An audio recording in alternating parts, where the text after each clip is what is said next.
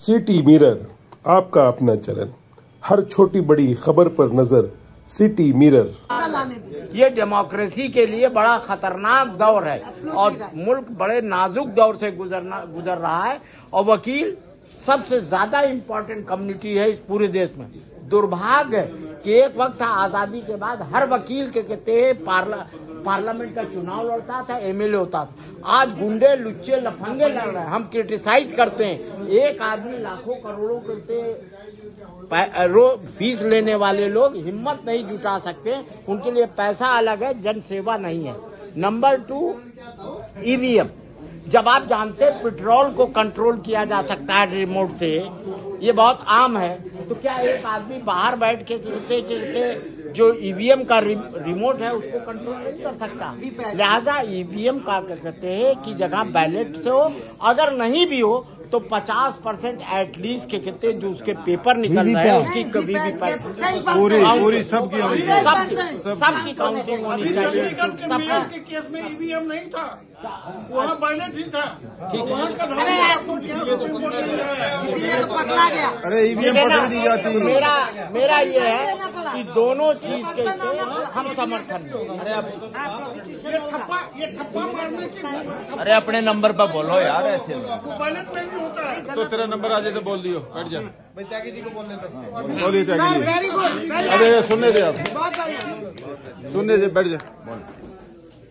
बड़ी स्पष्ट बात है, कल टिकैत साहब ने भी कहा, मैं सहमत हूं उनसे, कि भारत के अंदर जो बड़े बड़े धनकुबेर हैं, बड़े बड़े पूंजीपति हैं, पूरा राज उनका चल रहा है।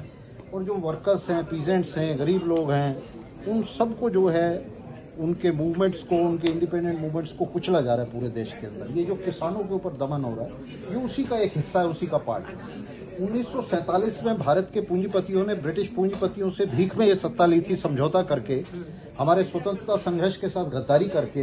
मैं नाम नहीं लेना चाहूंगा, उन्होंने सत्ता ली थी। और उसके 1947 के बाद जिस किस्म का राज कायम किया है, आज हम बार बार कह रहे हैं डेमोक्रेसी डेमोक्रेसी। हम कॉन्स्टिट्यूशन में डेमोक्रेसी ढूंढ रहे हैं, पार्लियामेंट में, सुप्रीम कोर्ट में।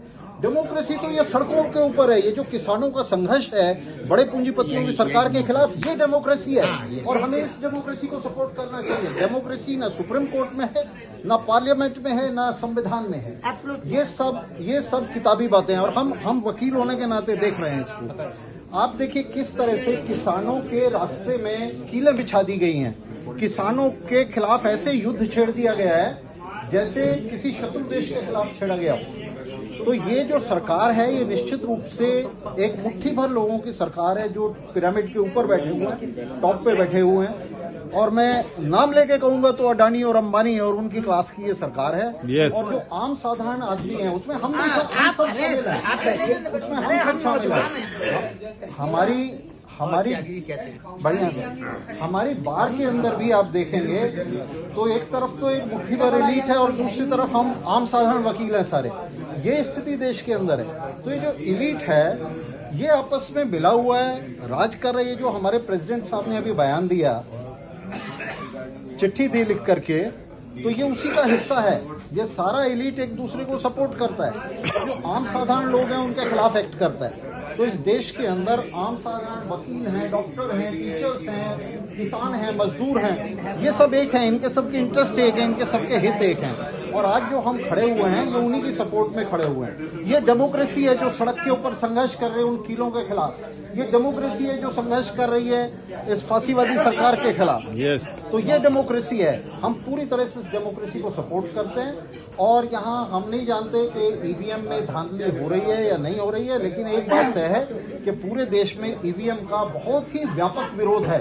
मुट्ठी भर लोगों को छोड़ दें जो सरकार के साथ हैं, तो आमतौर से जनता ये सस्पेक्ट कर रही है, इस बात का अंदेशा है कि ईवीएम में धांधली हो रही है। और अगर हो रही है तो हम ये निश्चित रूप से इस मांग का भी समर्थन करते हैं कि ईवीएम का खेल बंद किया जाए।